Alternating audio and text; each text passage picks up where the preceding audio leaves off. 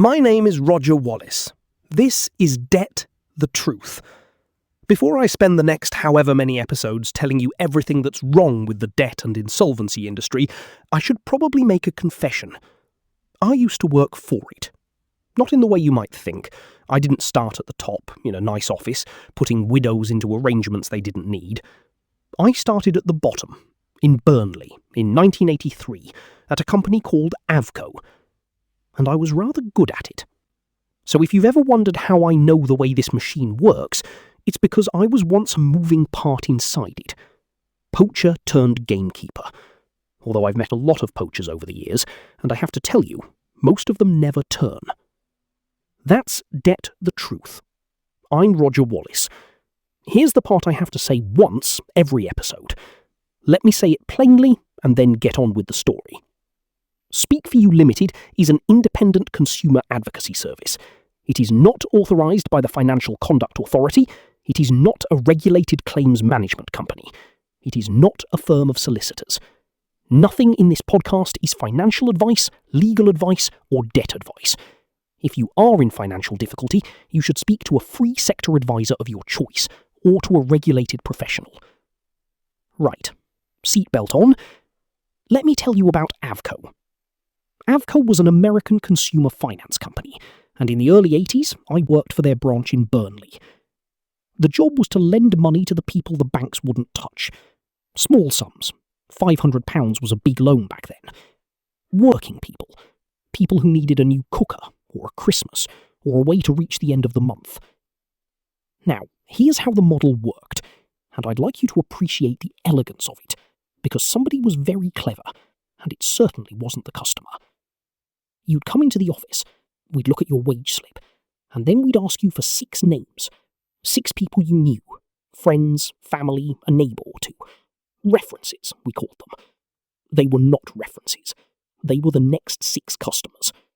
Because when you fell behind, and the whole model rather depended on you falling behind, we would go and visit those 6 people, and we would lend to them. Same terms, same 6 names question. And on it rolled.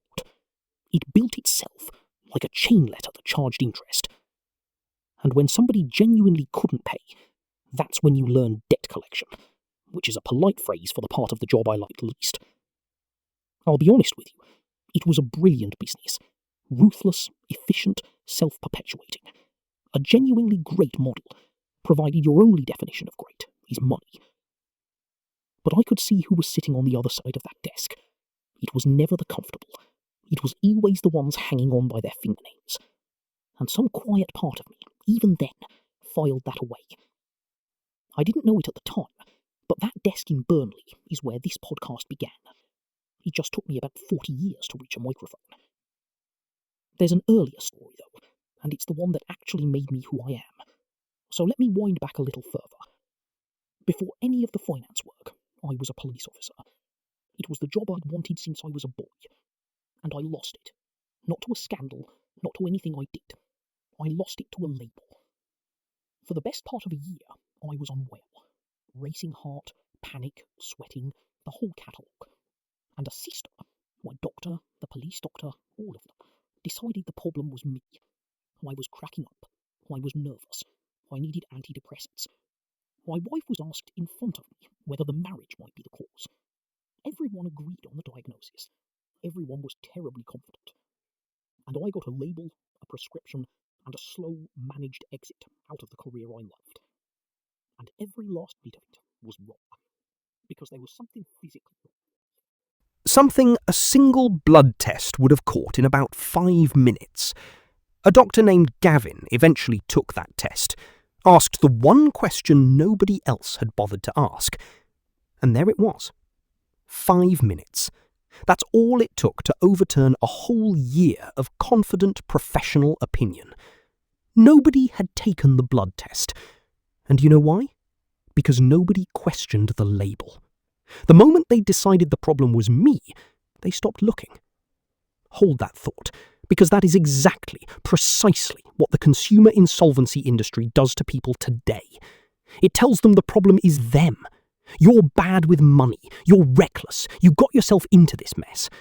And then, ever so helpfully, it sells you the solution. The label is decided before you've even sat down.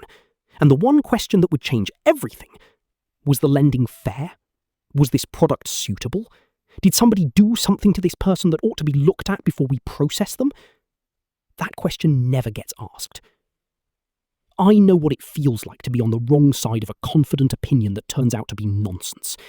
I have been the patient nobody tested. So when I started seeing the same shape in another industry, decades later, I recognised it on sight.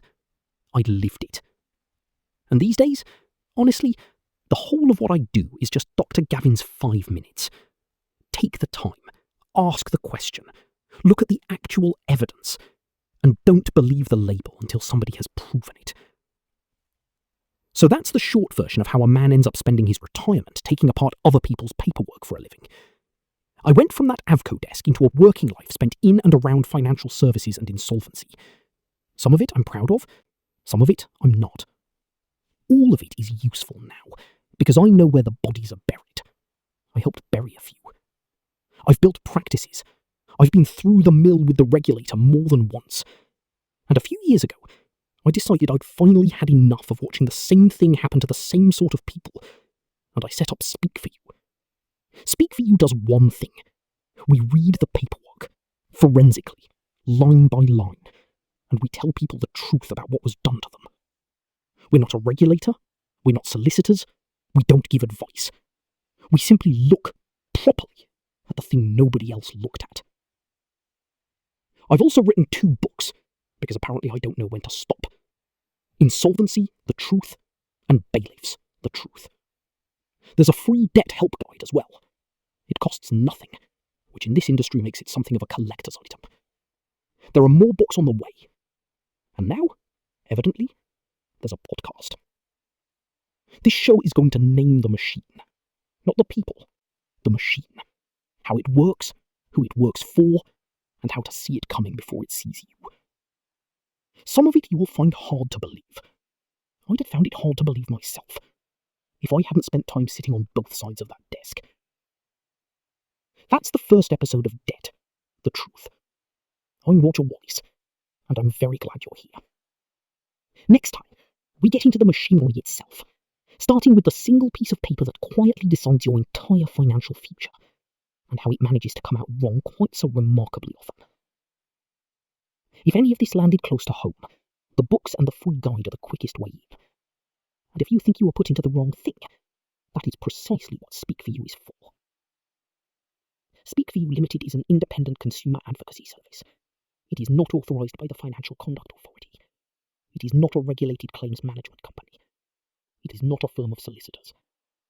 Nothing in this podcast is financial advice, legal advice, or debt advice.